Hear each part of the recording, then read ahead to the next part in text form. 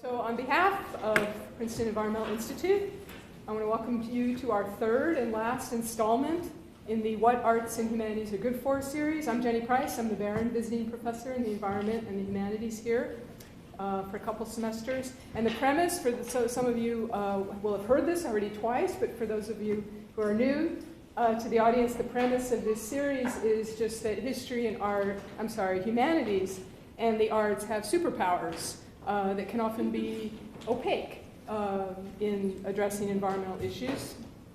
And so we're going to investigate, the purpose of this series is to really investigate those superpowers. What are they? Why, if you want to address urgent issues, the urgent environmental issues that we face, I don't even need to list them all for you. Why do you need historians? Why do you need literary scholars? Why do you need writers? Why do you need artists? So that's what we've been doing. And we have three wonderful folks to address this question, really my dream panel. So Sarah Kanouse is going to start us off, and she is a professor of art at the University of Iowa. She's also an artist herself, and her art addresses really, I would say, hugely consequential issues. Her projects are often performative, often collaborative. Just to name a couple of them, she has one called the National Toxic Land Labor Service, or the TLC service, which she calls a wishful government agency that investigates the impacts on landscape and communities of nuclear militarism and its history. She has a project called Monsanto Hearings with her collaborative group Compass. Yeah. And they've been staging public hearings in which people testify about the impacts of Monsanto's practices on communities and on the environment and on landscapes. She has many other projects, but she's also a writer. To my mind, she really writes brilliantly and in wonderfully understandable English, which is very unusual in this field about site-based and performative art practices. So that's Sarah. And then Cynthia Smith, right here, is the Curator of Socially Responsible Design, my all-time favorite job title, at the Cooper-Hewitt, the Smithsonian National Design Museum in New York. And she lectures widely and effectively, I've heard her, on socially responsible design. She's actually trained as an industrial designer and worked as one herself for a long time. And she has many other accomplishments, which I'm not going to list. But just to mention, the one I really want to mention is she's curating this really remarkable three-part exhibit series called Design for the Other 90% or Design with the Other 90%. And she's traveled the globe to find examples of design that's useful, design projects and objects that are useful and innovative or sustainable in the best sense of the word. Sometimes life-saving design projects that serve the needs of the 90% that design, 90% of the people across the globe that design often ignores. And then Rachael DeLue is our own professor of art and archaeology at Princeton. And I can't tell you how many people have told me since I've been at Princeton, oh, you do environmental humanities, you have to talk to Rachael DeLue. So we're talking to each other now in public. And she focuses on the history of American art and visual culture, and especially the intersections of art and science and the history of African American art. She's a public speaker, a museum consultant, much more. And her writings on art range from topics including landscape theory and Hudson River School painters to Darwin, Spike Lee, and Carol Walker. So that's our panel, and we're going to get going really quickly. I have already thanked the appropriate people profusely at previous events, so I don't want to do that as extensively again, but I just want to sneak in a few thank yous. I want to personally thank PEI. It's been a real pleasure to be here and to do this series. And on behalf of PEI, I want to thank our 10, count them 10, co-sponsors all across the campus, and also acknowledge the support of Tom and Curry Barron for this initiative. Okay, so here's how it's going to work. Each of the panelists has a mighty 10 minutes to talk, to answer this question, what are arts good for? And so they're going to do that, and then we're going to give ourselves a chance to talk to each other a little bit, if in fact we want to do that, to talk, discuss, object, sing, whatever.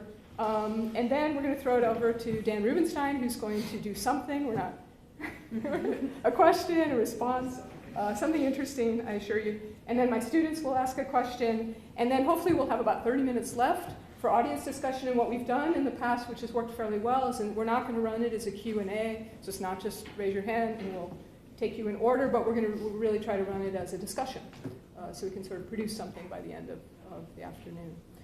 So I'm going to just turn it over to Sarah.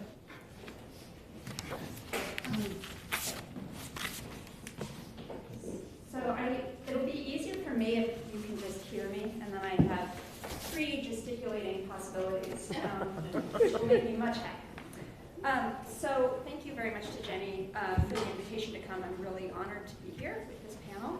I've known of Rachael's work a long time, and we both actually were at the University of Illinois at the same time. More than 10 years ago, I was in graduate school while she was a professor there.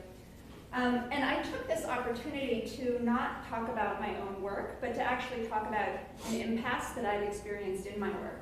Or I've been making work about environmental themes for a number of years, but it has actually been impossible for me to address climate change. And I think that my impasse is actually our impasse. So we are in denial. We don't necessarily find ourselves in the climate change denialist camp, but we are in denial nonetheless. We can believe climate change is real, or that it is caused by human activity, and that it's quite likely to be catastrophic.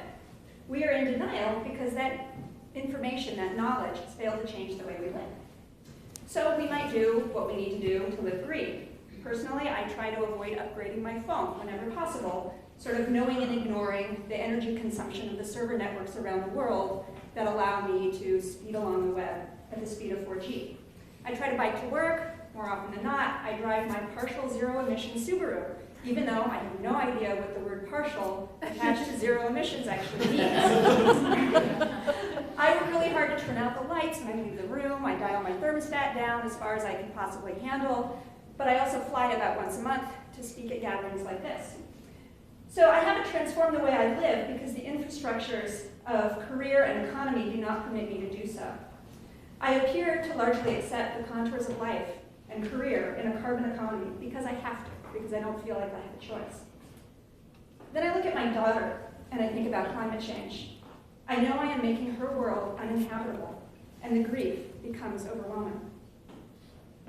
So climate change denial of the kind that I practice, that I think most of us practice, is a mechanism of self-protection.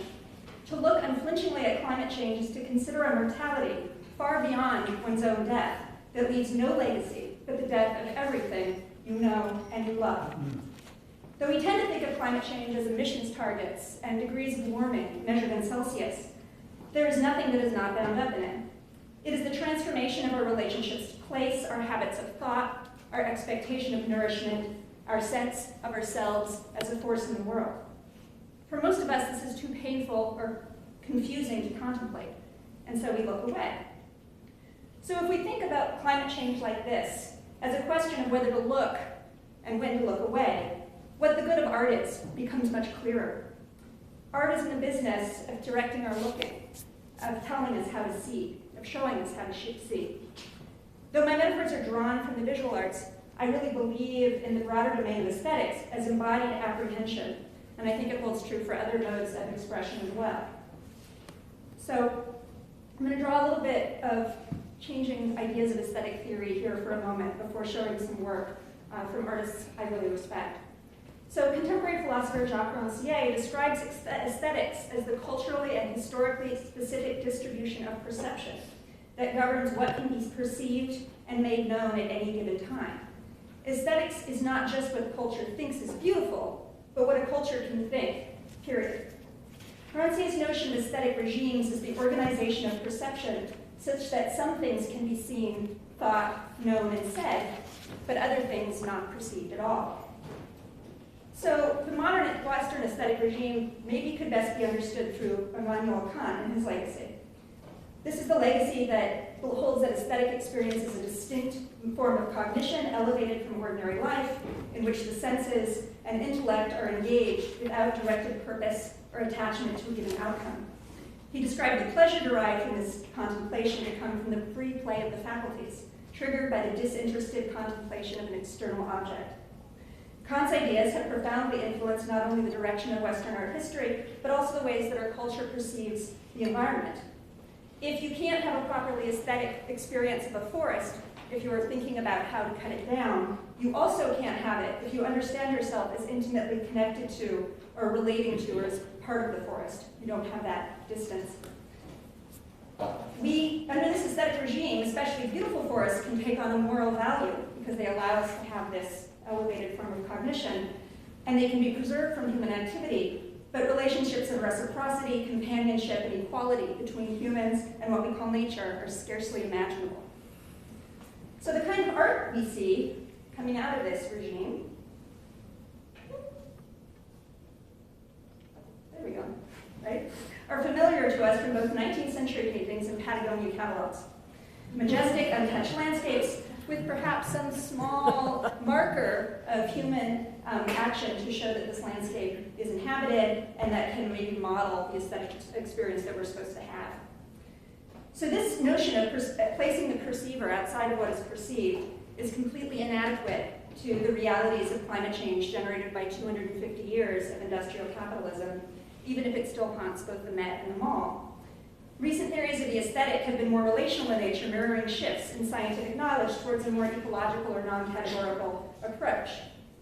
So people like Susie Gablick and Grant Hester have argued against the kind of autonomy of aesthetic experience and for an ethic of care, interrelatedness, dialogue that actually stages new kinds of relationships between people, land, animals, and nature than those can be perceived and enacted under traditional aesthetic regimes.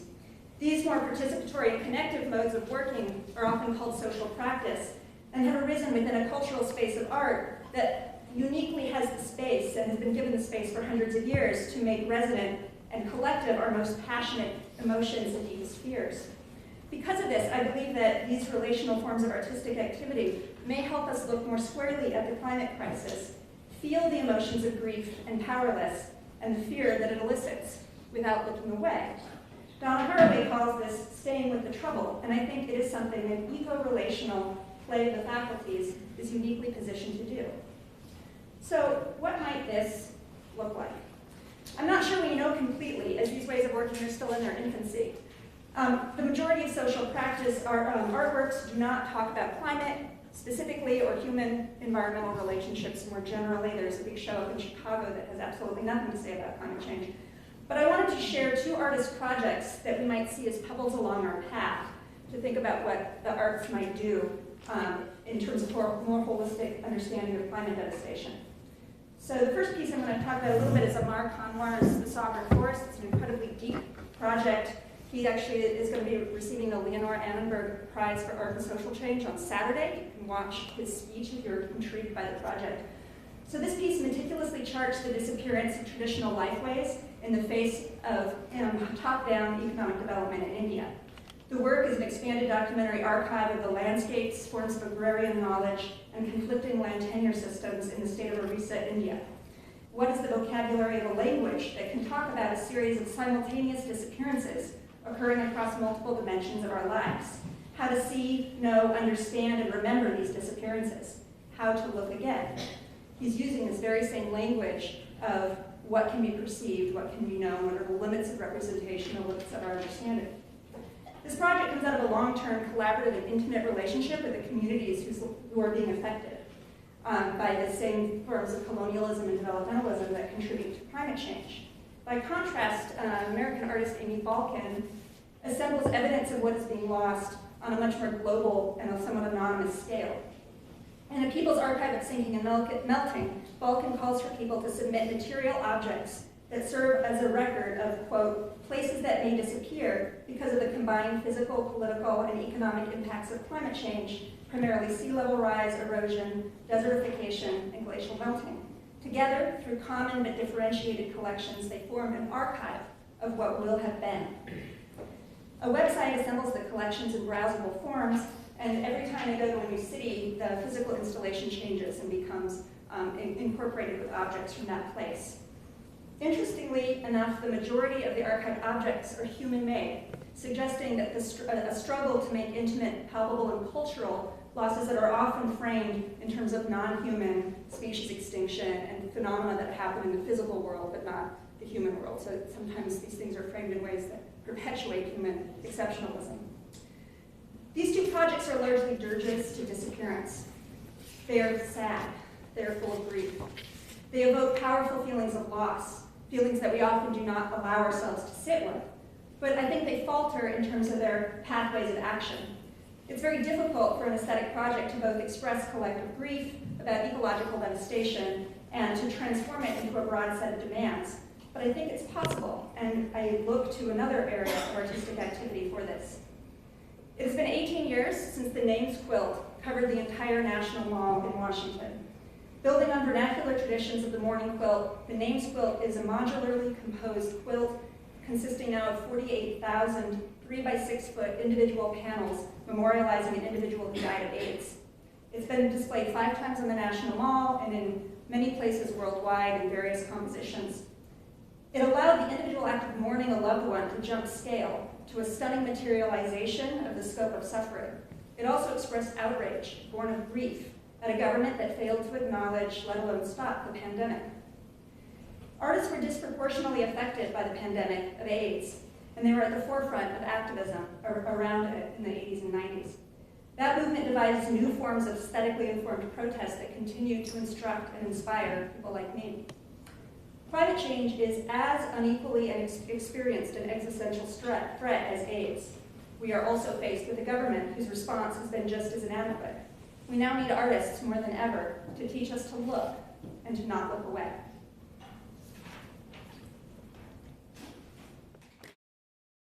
Specifically, what is art history good for? Because I'm an art historian, so that means that I am arts-oriented, but of course I write about it and I think about it. So I am a humanist that lives and thinks within a humanistic discipline. And I'm going to start my remarks about what is art history good for by recounting an anecdote. And this often annoys me when people begin this way, but I'm beginning this way because I think it may be annoying to you. Because I think that it will give you some sense of what drives me as a humanist, interested in the things in which I'm interested.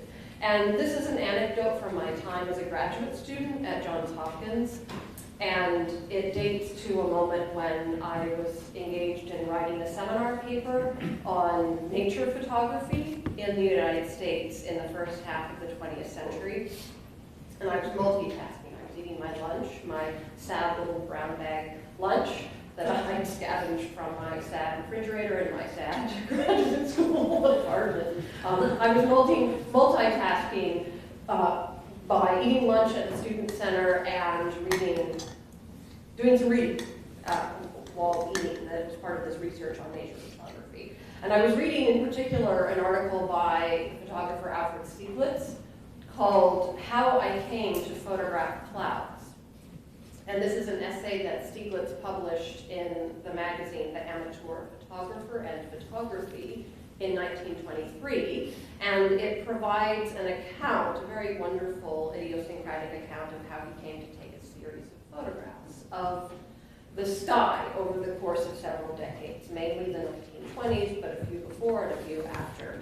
And these are the sorts of photographs about which he spoke. These are two of what have come to be known as his equivalents, a series of photographs of the sky that have been called his equivalents. And so these both date from around 1925. So I'm reading How I Came to Photograph Clouds, and a buddy of mine who was not in grad school but was a resident at the hospital, the Hopkins Hospital, sat down next to me. He was on Homewood campus for some reason, I don't recall why, and he had a really, really dramatic story to tell me about how he'd been on a call the previous, not the night before, but 2 nights before, and there was a code, and anyone who watches medical dramas on TV knows what a code is. It's when people run around and bells go off and lots of thumping happens, and he said it was just like on TV. It was amazing. I couldn't believe it. And we saved the person, and it was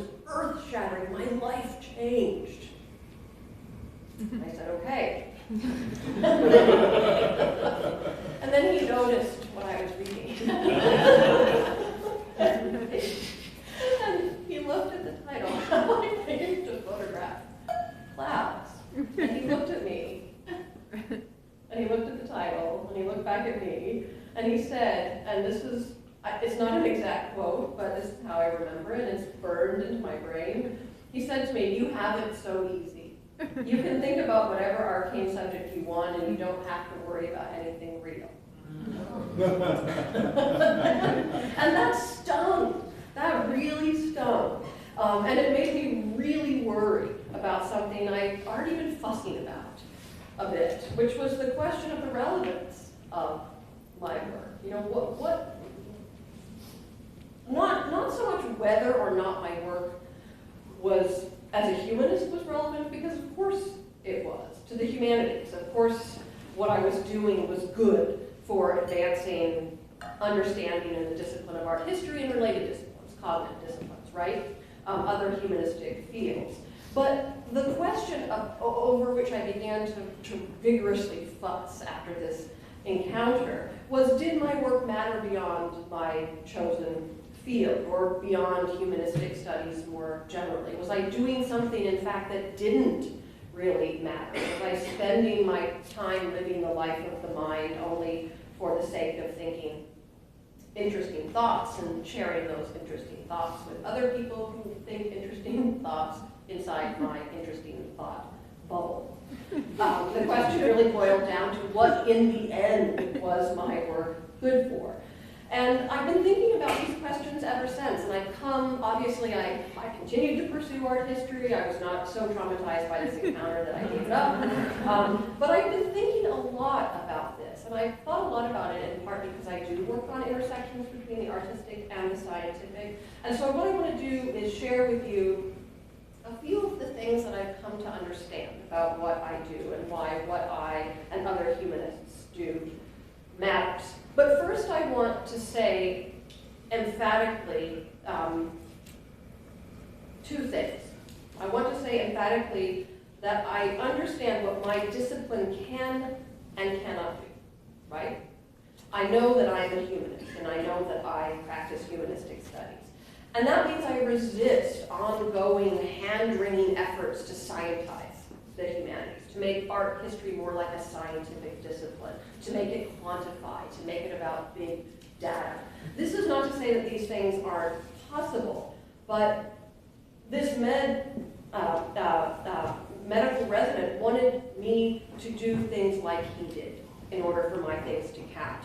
And I resist that, because what I'm interested in is what art history as a way of knowing, that is different than science as a way of knowing, has to contribute. And these things, what are not necessarily unique to art history as a humanistic discipline, but what makes something like the humanities different from the sciences, these are the things that are vital to why the humanities matter. And I quite honestly, and this is the other thing that I want to stress before talking a little bit about the answers that I came up with, I've come to believe that the very question which Jenny posed to us, what are the arts good for? And she didn't pose it in a flawed manner, so don't be offended.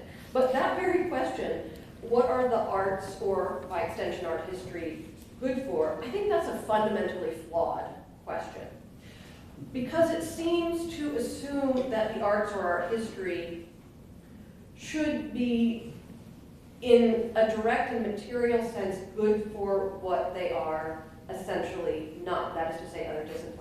So, and that actually was a hugely convoluted sentence, so let me explain what I mean. The very question that Jenny posed to me in an email, which was, why do we need to draw on the methods and insights of the arts and humanities in order to tackle the most urgent environmental challenges? This question presumes that the arts and the humanities are somehow apart from the environmental, the ecological, the material, empirical, measurable world. The assumption is there's a distance that needs to be bridged. And one of the things that I've come to realize is that that distance doesn't really exist. It exists in rhetoric, it exists on the part of presidents who diss art history in public remarks. And I know that Jenny didn't mean to suggest this exactly, but many people assume that the disciplines make this assumption about the disciplines. That is to say that arts and humanities make pictures of and tell stories about the world, but that the social sciences and the hard sciences are of the world, right? And I think this is a false distinction. And here's why. And here I'm giving you a very brief assessment of what I came up with many years later in response to this fellow who had saved a life the day before. So this is a painting by Frederick Church, The Heart of the Andes, from 1859. And the first answer I came up with, why does the work I do as an art historian matter? The first answer is because of the very nature of art historical explanation. The very nature of art historical explanation makes it matter. And what I mean by that, and I'm going to explain the claim I'm about to make, but what I mean is that, to my mind, art historical explanation, the act of explaining what something like this is equivalent to the nature of existence and to the network of connections existence comprises, okay? And I'm going to explain this. And the act of art historical interpretation can bring this equivalency and also the shape of existence as a network to life, okay? So environmentalism is fundamentally attached to and dependent on the absolutely correct idea that existence is a network, that things are connected. And art historical explanation is this and can bring it to light. So, for example, and I drive my students crazy, but by asking this, but when I pose a question about a work of art, that question is almost always, first and foremost, why does this exist? Why does this work of art exist? The short answer is, of course, because Frederick Church picked up a paintbrush in his studio in 1859 and made it, okay? That is not a particularly interesting answer, nor would it sustain or justify my salary. So the long answer is what I mean by art historical explanation as fundamentally equivalent to the nature of existence. Here's the long answer. I'm going to kind of read through this quickly because I'm conscious of time. The long answer to why does this work of art exist is this: because Frederick Church was an American artist who had read a book by the German natural scientist Alexander von Humboldt that encouraged painters to record the physical geography of the globe. And because Church read this book around the time that Darwin published his On the Origin of Species, the very same year his painting was created. And because he was able, that is to say, Church was able to easily make it to South America to worry about Humboldt and Darwin, by way of the booming tourist trade, which was itself part of a larger transnational economy that included international trade in hummingbird skins and feathers that were trending in ladies' fashion at the time, and because the U.S. had imperial designs on Central and South American territories not unrelated to the recent Mexican War, the institution of slavery, the questions of citizenship and personhood raised by slavery, as well as by immigration and ill-defined regional and national borders, and by the quasi-autonomy of Native Americans within the nation-state. And because Church was a painter who wanted to be famous, so he put his picture on view in New York, but then sent it to Europe for exhibition, thus participating in a transatlantic market of artistic exchange and sale, as well as of the industrial-enabled crossing of oceans on the part of people and cargo. And when this work was on exhibition in both New York and London, it participated in a culture of entertainment that included stationary and moving panoramas, grand spectacles, thus making it equally art and amusement, equal parts P.T. Barnum and the storied history of art. So that's the long answer to the question, why does this painting exist? And that answer opens up onto the complexity and network nature of history and historical experience. What I just offered you was a thick description of this picture that imagines this picture as part of a global, transnational and global network of experience, ideas, phenomena, and acts. And what I mean by this is art history offers a big picture, the ecology, one could say, of an image, its entanglement in everything else. So for me, art history is a kind of ecology.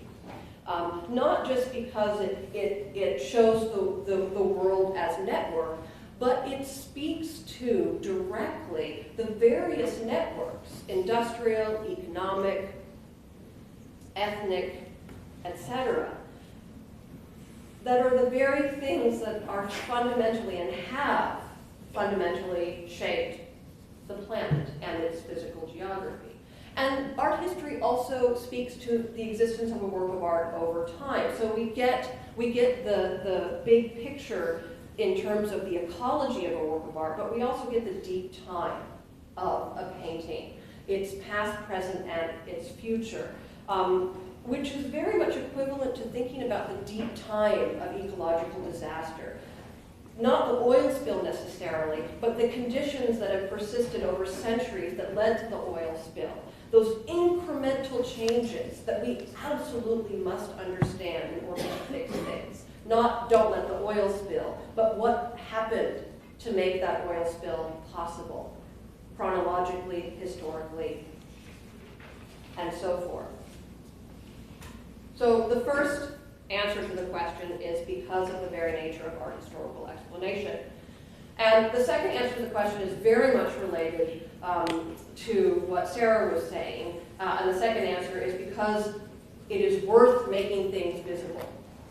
And art history makes things visible by talking about them and spending time with them. This is William Bartram, the early natural historian, late 18th century natural historian based in Philadelphia. This is his view of Savannah in East Florida, made by him when he traveled to the southeastern United States to document the flora, the fauna, as well as the native inhabitants. Art history can make history and historical connections visible, not simply by historical explanation, but because those connections emerge in a visual field. So by relocating what exists to a picture, a certain kind of visualization and visibility occurs so that we can see things, so that we're made to look, to adopt Sarah's vocabulary. So art is itself a powerful mechanism by which viewers might be encouraged to see the world from an alien perspective. And I show you this image because this is an image that I have found very interesting, and I first talked about it at a workshop presentation I gave to the landscape architecture students at the GSD at Harvard, the Graduate School of Design at Harvard.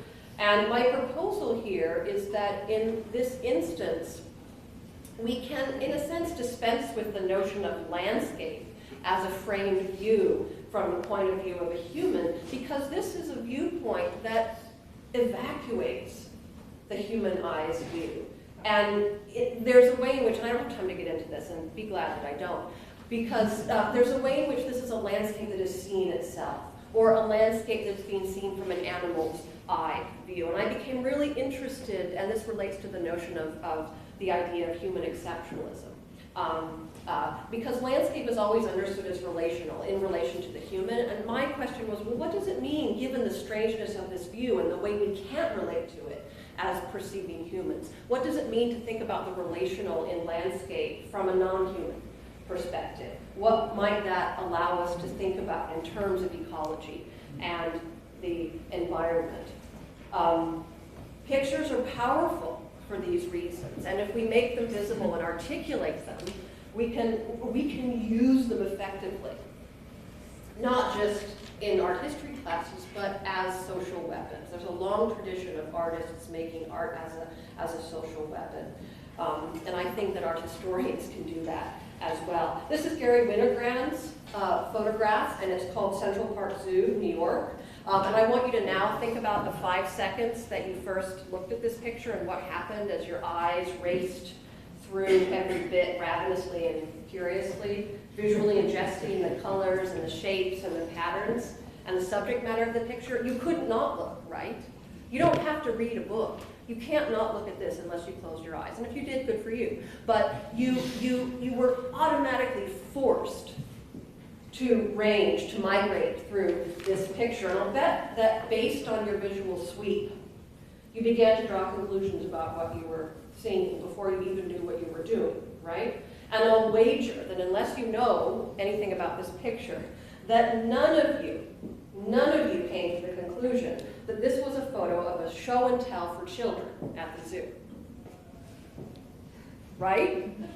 No, I'll bet you that at least 70% of you thought this had something to do with racial politics. in the 1960s. This was taken in 1967, and that's fine. But Winogrand, it was supremely interested in the power of an image to show the world as it isn't. And the work of art history can explain that to viewers, to students who need to be visually literate. But the work of art history can also show how pictures can teach us to see in new ways, from perspectives that are unexpected and even as yet unarticulated. And this is my homage to Cynthia. This is actually from the Cooper-Hewitt collection, and it's not pirated. I paid for it, don't worry. This is one of my absolutely favorite sketches from the 19th century, and I'm winding up here, I promise. This is a sketch by Winslow Homer, and he has annotated it by writing "from the retina of a drowned man." Now, what he's doing is making a picture as if it were seen or registered by the retina of a drowned man, which in a way is impossible, right? There were lots of conversations in the 19th century, mainly having to do with the science of criminality and whether or not you could see the murderer in the retina of the dead guy. But in this case, Homer is positing an impossible point of view. And what I'm saying is that art, but also art history, can introduce us to impossible yet possible points of view, new ways of seeing and thinking that are utterly essential if we're going to move forward with regard to the environment, with regard to social justice, with regard to being humans properly in the world, which is in the end what humanities is all about, right? Humanistic studies involves the study of how people process and document the human experience and how humans exist and comport themselves in the world. And if humanistic studies attends to how people process and document the human experience,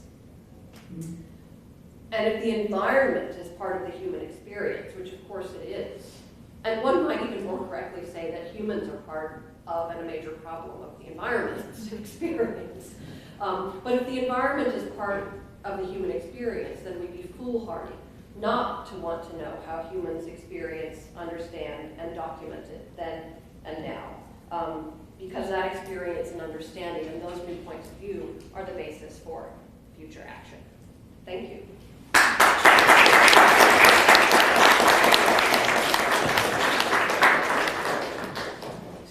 I'm inclined to just pitch it to this, because we're running kind of, otherwise we won't have any time for all your discussions. I think we just, yeah, so we think we're just gonna throw it out to the audience right now, and we'll have, first of all, thank you. I mean, all three of those I think were really, really illuminating and very, very different, but have really, really interesting intersections. So hopefully that will be able to come out in the discussion. But that was pretty mind-blowing, so thank you. But I think we'll pitch it to Dan so that we can just start. Is that okay? You ready? Well, you want me to start? Yeah, I think so, because we're running a little behind, and so we'd like the audience to have some time. So first I'd like to thank all of you for your very stimulating talks. They're all very different, but there are some common themes that I saw. One was touching reality. There's a tension between mind candy versus connectedness that came up in most of your talks. That there's this tension about doing something for its own sake and then having it connected. So, in fact, Rachael's last talk about what is the function of art history, and you raised the question, why does it exist? You talked about a way of knowing, and I think that's really important at an institution like Princeton because scholarship is about knowing. And the sciences and humanities both ask that question, but often in different ways that are often seen as separate and unrelated. And I will contend that, in fact, that's not true. So you ask, why does that picture exist? And in fact, your long answer was about context. And the context gave it a sense of connectedness to people and to the environment, and then you ended with, well, the environment and people are connected almost by definition because it's about essentialism, that humanity and its relationship other is also connected to the environment. So there's that from a humanist point of view. Scientists ask the same question. Why is it so if you're an evolutionary biologist? And just a different way of asking that exact same question. So I'm an evolutionary biologist, and I teach a course, Introductory Biology, which is 36 why is it so questions. And each one has a connectedness to the environment, because ultimately in evolutionary biology, you're talking about adaptation. You're talking about how does the physical reality of an individual plant or animal bumping into it shape it and allow it to survive and reproduce and pass its genes on to future generations. So our tools may be different, but we're asking, in essence, a question about existence. Why is it so? Why does this trait and this pattern of behavior be the way it is? Or why does this picture exist? And so that's the first commonality between science and the arts. We just ask the question slightly differently, but we come back to the idea of adaptation. We come back to the idea of connectedness. We come back to the idea of bumping into a reality. We try to put it in context. We just often draw on different tools to do that. So that's point number one. The tension between the mind candy and just trying to know, because we're knowledge seekers at a university. Our reward structure provides our salary increases, our promotions, whether we get tenure or not, based on can we generate new knowledge? And is that new knowledge opening doors that are big? So we look for the big unanswered question when we do and choose to do our research. And I think that's the same whether it's in art history or in science or in art. But there's another side of us as people, and this is a tension that exists in the university, in the Ivy Tower, is that we're often seen, as in the Ivy Tower, we're often seen as not connected to the real world. And that's true in science as well. So you were saying you were upset that the scientist said, oh, you have the freedom to, how did I put it, you can do anything you want and you don't have to worry about anything being real. Believe it or not, that's the same thing that happens in science, especially if you're an environmental biologist. You know, because one side of you says, what are the useful applications of what I do? And people will challenge scientists to say, get me out of the clouds, pun intended, and do something with the knowledge you've created. So I think there's another tension between the arts and the sciences. We just deal with it differently, which is this tension between the knowledge seekers and the practitioners or the knowledge appliers. And I think each one of you addressed that through your own particular work. And so Sarah's point about looking but looking away, okay? Artists are trying to communicate. And I was struck by your comments and Rachel's final comments about art being a powerful social weapon. And I was struck as we look at a modern world about blue states and red states. And so the same picture that Sarah might put out there, I might go, wow, that's really powerful. It resonates with me. You've made a statement that is better than I can in words, describing something that I wish I could say, but I think your picture will capture 1,000 lines. But only some minds. Only those that are prepared to accept that image. And so I worry that we often preach to the converted, that the art and the writings that scientists do go to an audience that basically supports what we want. And so my question to you is, how do you get to a win-win solution? Which would be, how would you seduce rather than use as a weapon your art to bring those that don't see the world as you and I might, to engage with the image and maybe have their minds expanded, if not changed. So I think that's another theme that I found absolutely fascinating as you were talking. And it was created in part by Cynthia's talk, because what I saw in her talk that I thought was really special is that every example of design was about empowerment and engagement. And it had to do with win-win solutions, which is what environmentalists are always talking about. that we often talk about how can we apply our knowledge in such a way that it benefits the economy, benefits livelihoods, and benefits the environment. So I work in Africa, I work on pastoralists, and they heavily graze, or some people would say overgraze their landscape, which comes back to haunt them and creates biodiversity loss. And we're often looking for ways to change grazing practice to improve economic welfare and health, as well as leave the landscape better for biodiversity, the so-called win-win-win solution. And so when Cynthia was talking about design, everything was about appropriate scale, appropriate materials, and they were beautiful. And because of their aesthetics of beauty, people resonate with them and will buy them. But each one of those cases was an individual decision in the first half of your talk. In the second half of the talk, you got into more dangerous ground, I thought, in the sense that you were actually trying to transform at a different scale these informal communities. Now, most villages and towns in the New World, when people disperse, start out as informal communities, and then they become formal. Road plans are put in, governments take over. And what I found really especially interesting about your talk was, by the end of your talk, you were talking about people, communities taking ownership and making the informal formal because they were then transforming their landscape.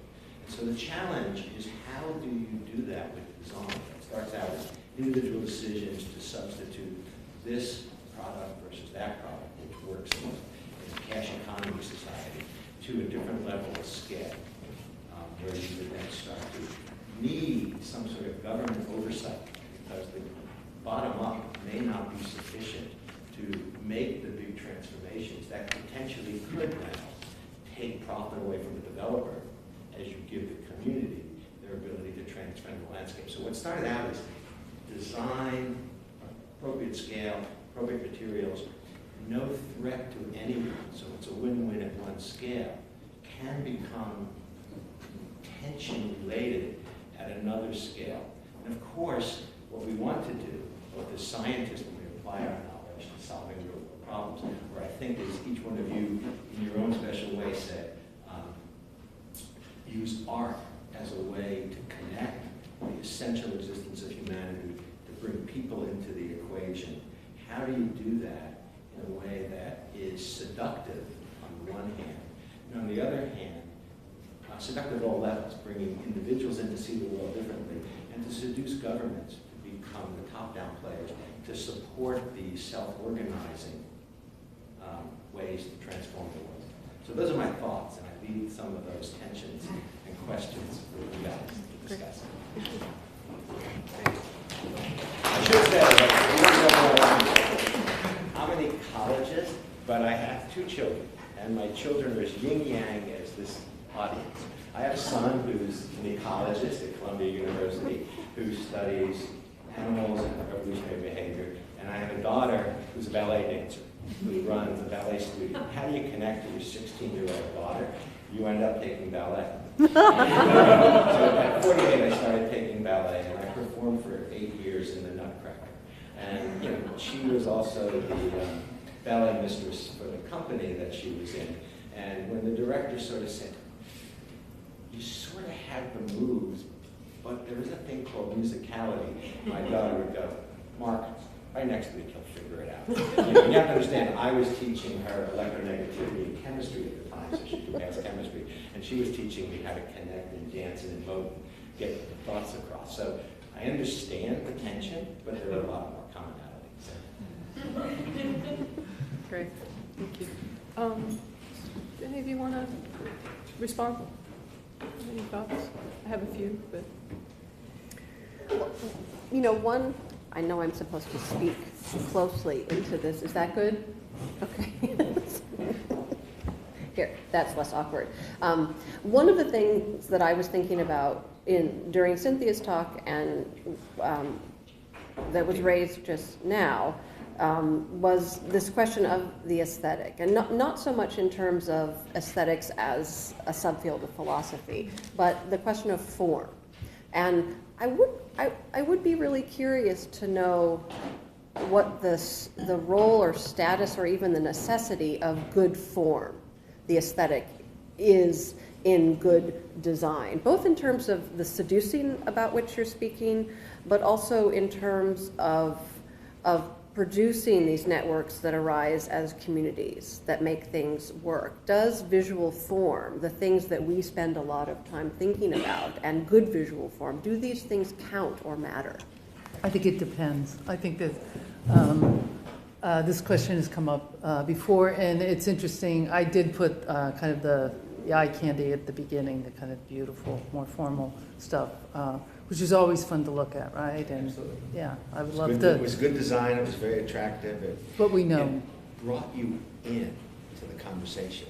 It brings you into that world that you were trying to talk to us about. And that's why I loved, and I was attracted to be an industrial designer. But what I discovered along the way when, like, looking at these kind of critical issues, and even with the first exhibition, it was really about the beauty was in the solution. Mm-hmm. And the solution wasn't really about aesthetic form. It was about, it was as a design as a process, as coming to, because the issues were so urgent, that was what dropped off. But The chaotic slum, by the time you're done, is going to look very different. Absolutely, this And is it's more functional and there is a it beauty. brings people in and calming. I mean, there's a whole potential. But informal settlements, there's a lot of cultural production within them. As you pointed out, many cities are formed that way, and we eventually, slowly transform into something else. But there was I just want to tell this really quick story. Gabriela, sort of, from the University of Buenos Aires, she's an architecture professor there. They were going out, Buenos Aires is growing rapidly. They were going out and they came up with this book on precarious settlements to help, and they created, it was beautifully designed with lots of illustrations, and that they could understand how to form a settlement as they were beginning to form it. They gave them all this great information, but they also added this middle class idea of what they, and the people responded to it and said, this is not what we want. And so they imposed it on them. Yeah, so also like Sarah, I'd be interested in hearing you talk about design too, because it seems to me I was trying to think about the intersection between you two, in sort of straight design, and then these projects you do that are more performative and more also participatory. But I was wondering, are there ways in which maybe you were thinking about, well, here's something that's designed and it's beautiful and it's functional, but there might be some element that you could add to it that might be playful, or really sort of strike the imagination a little bit more, so that you're bringing sort of the strengths of the kind of art that you do, and sort of marrying the two. I'd be interested to hear you talk about that. Well, Cynthia touched on one of my thoughts on aesthetics is that as soon as you talk about aesthetics as in form, you need to ask who's aesthetic, right? Because these things are contested, and they are extremely segmented by cultural backgrounds, by nationality, by gender, by class, by age. And so when I think about aesthetics in my own work, I think about, what aesthetic am I using? Why? How does this connect to some audiences and maybe not others? What is the context in which it is at play? So certainly that has to do with a kind of, there's a tactical approach, that question of communication and seduction, but I think it also has, that there's a politic to it. Yeah. Do you ever change the way you present depending on the audience that you're trying to reach? Yes. Because that's what you're saying. I mean, there's a certain bottom-up feature that you put the middle class overlay on and people push back. If you don't engage them, it's not going to work, so they buy in. But do you change how you reach people? Yeah, absolutely. So an example, Jenny mentioned that one of my projects is a fictitious government agency that I work on with a cultural geographer, and part of our aesthetic is what we call high bureaucratic camp. So we have a website that uses these kind of like campy pseudo-nuclear colors. There's like lime, bright green, blue, brown, these things. And that works rhetorically in the space of the web, and it works rhetorically in the space of some of our performative presentations that happen when we're in environments like this. It does not work well when we are doing the participatory aspect of the project, which is when we're assembling 20 or so people who have been affected by nuclear militarism.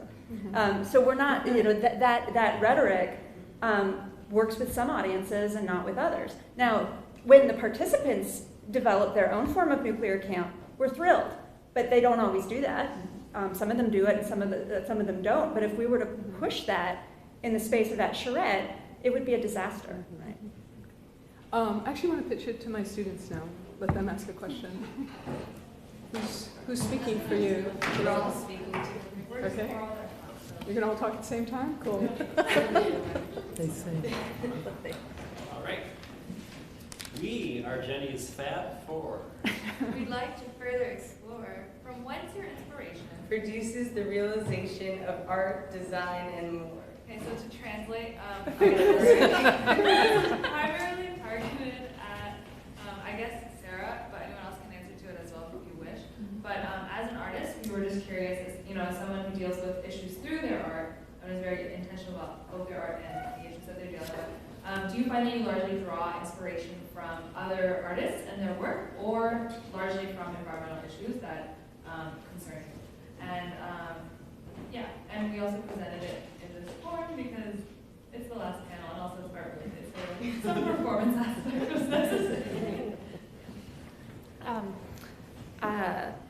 I am pretty interdisciplinary in my interests, and I have a lot of really, really smart friends who read a lot and talk to me about things.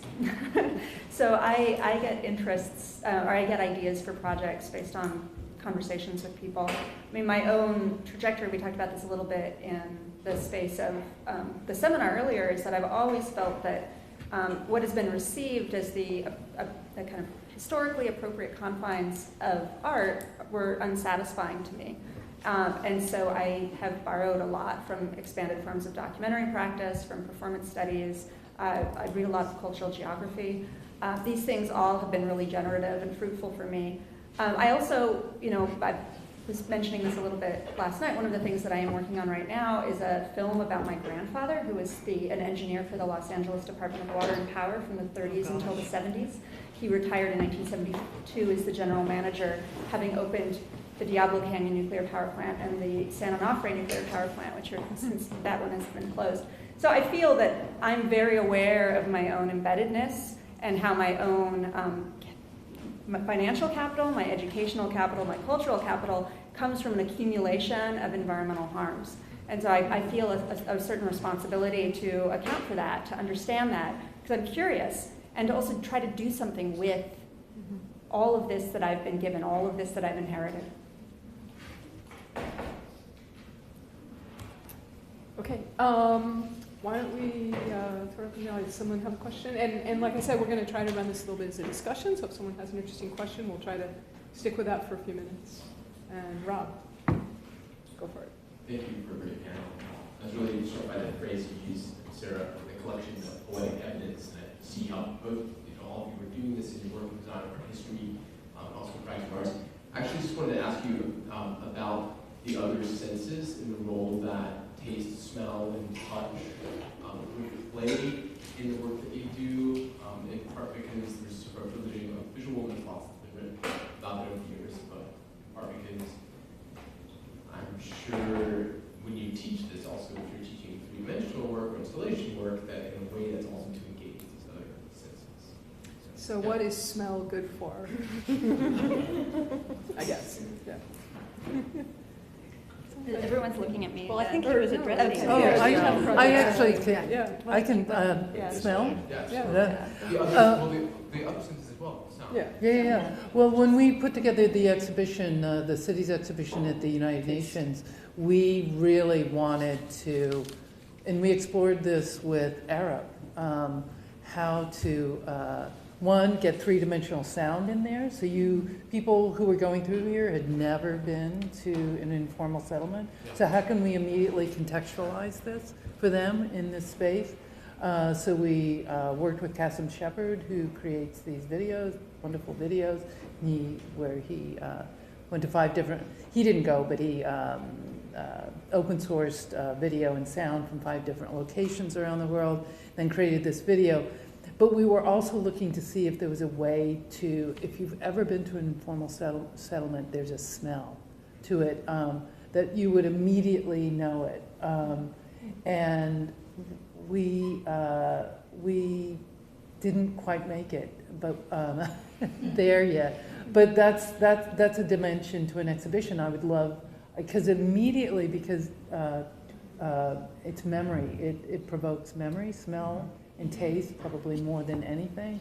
And exhibitions are really about creating a memory, I think, through the experience. So if I could engage all five senses, that would be the best.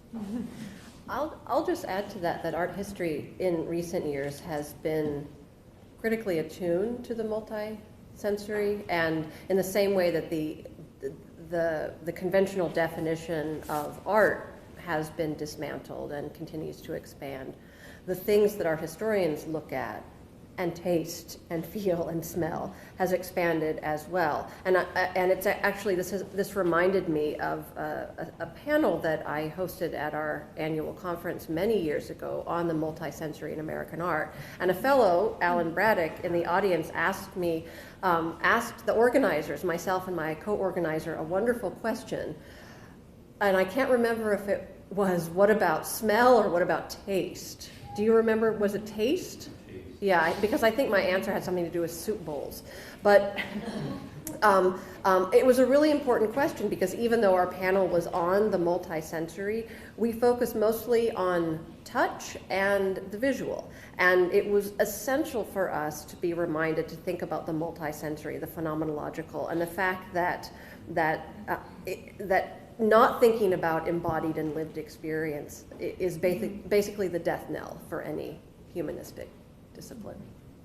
That's interesting, because I think a lot of these projects are, there has been a movement towards experiential projects, which I think, certainly Sarah and Cynthia are dealing with, where the idea is not just to comment on something or to get people, it's not just visual art, it's to, but really to get people to somehow experience the point that you're trying to make through some kind of action, so that.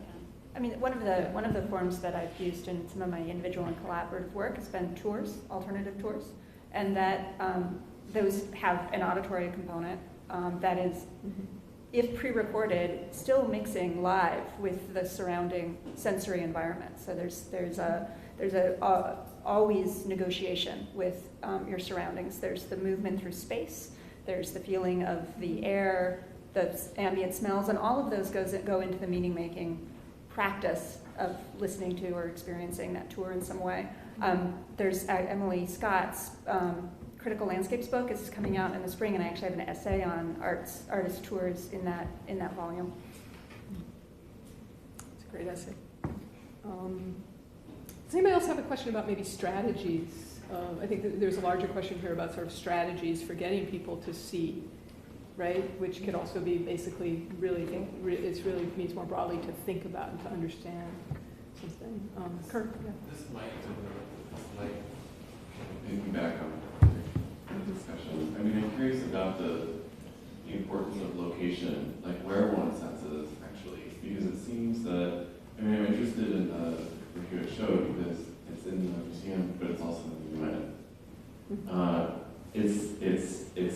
It's clearly about not just conscious raising for a kind of general, unspecific public, but actually a very specific audience of, I would think, politicians. I mean, anyone who's kind of passing through that space.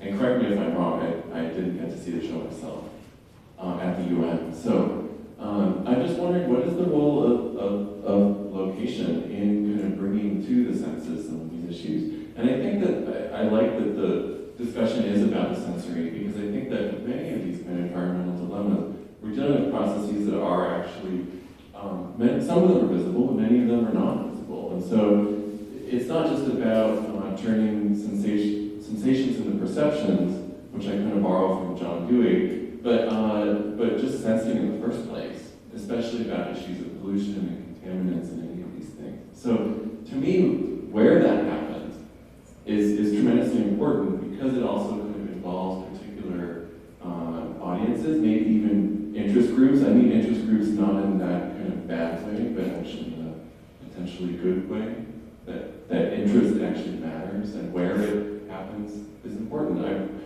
wondering how you think about that in your own work.